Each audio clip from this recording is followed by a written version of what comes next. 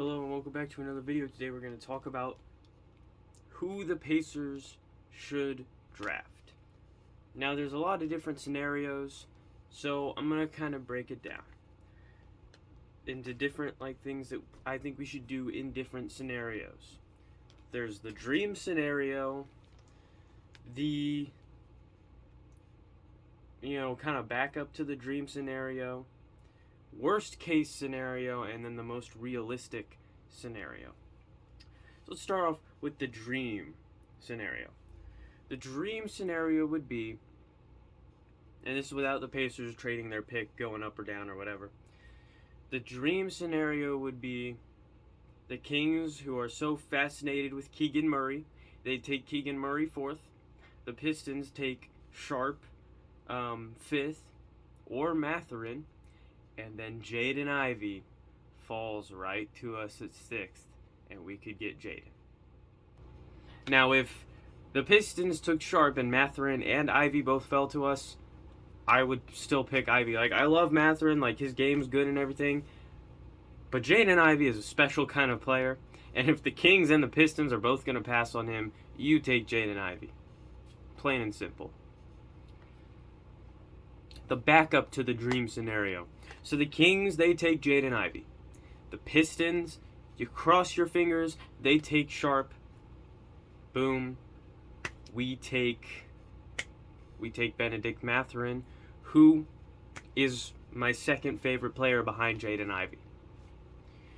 The most realistic scenario is the Kings, they take Ivy.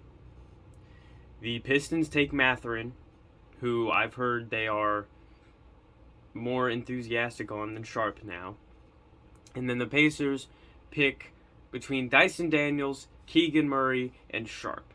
Personally, at all those guys, I'm taking the risk on Sharp. Just because shade on Sharp, that dude, if he pans out, he doesn't even have to be superstar off rip. If he's kind of like a Zion Williamson, where he makes a few all-star teams, he might have a bit of, injury problem with his athleticism and stuff like that. If he becomes that is good. That is a multi-time all-star and someone that can help you make the playoffs and maybe even win a championship. Because it's not like whoever we draft has to be this leader of the team. That's Tyrese Halliburton. He just has to be a complementary piece, hopefully a secondary all-star to Halliburton. Hopefully you've got, a big three of Hallie, Duarte, and then Jaden Ivey, Ben Matherin, Dyson Daniels, Sharp, someone like that. The worst case scenario is, Ivy at 4th, Matherin at 5th, and then at 6th, we take Keegan Murray. Now, Keegan Murray, don't get me wrong, good scorer, decent defender, good rebounder in college, but I don't think his rebounding is going to be as effective in the NBA. Here is my big thing with Keegan Murray. His speed, his athleticism, that's just going to get absolutely destroyed in the NBA if he doesn't work on it. Now, I'm not saying he can't work on it. I mean, we saw Ben Matherin, his playmaking go from not very good at the start of the college season to pretty good by the end of the college season. So it's not like someone can improve their decision-making speed, their athletic speed, that kind of stuff. It can be improved. It's just with Keegan Murray, it just really concerns me. If I had to make, a top 5 of who I want the Pacers to draft, regardless of, who else other teams might pick around that area, Jaden Ivy is number 1. Jaden Ivy is unanimously, undisputedly, the best player we could get at our pick. Things have to fall just right for us to get him, but they can fall just right. There's a possibility, and if we can get Jaden Ivy, you get Jaden Ivy. Like, if you can get him, you freaking get him. Number 2, Ben Matherin.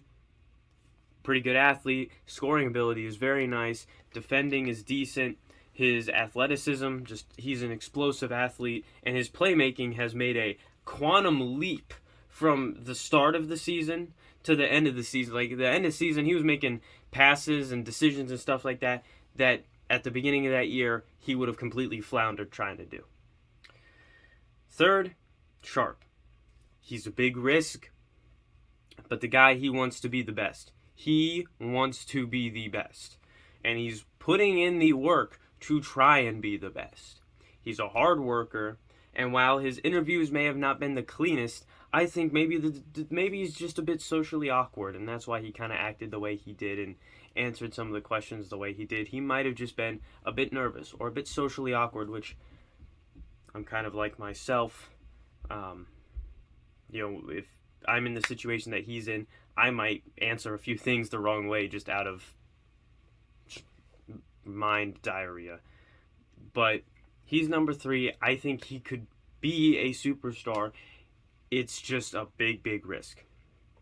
4, Dyson Daniels. Oh my goodness, Dyson Daniels, the Aussie who played in the G League. That dude is pretty good.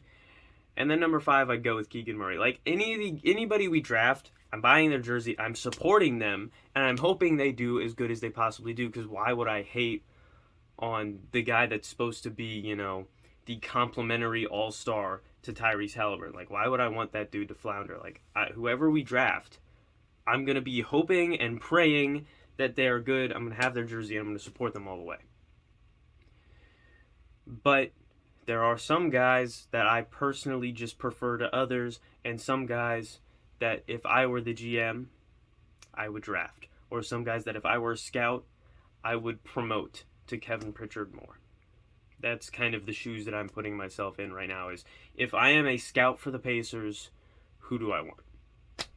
Because that's how, whenever I'm making decisions on any of the teams, I try to think like someone who is in the front office, or who is a coach, or who is in that locker room. Like, I want to think like someone who is in the organization. I don't want to think like a fan, because fans are irrational, uneducated, and don't make the right decisions.